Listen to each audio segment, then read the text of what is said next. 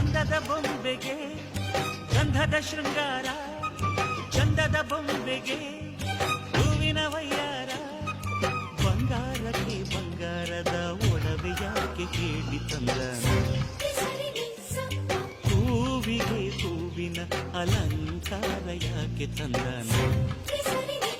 ನಿನ್ನ ನಗುವೆ ಬಂಗಾರ, ಮೌನ ಅಲಂಕಾರ, ನಿನ್ನ ಅಂದವ ನೋಡಿ ನಾನು ಕವಿಯಾದಲ್ಲ. ಅಂದಕ್ಕೆ ಅಂದ ತಂದ ತಂದಾನ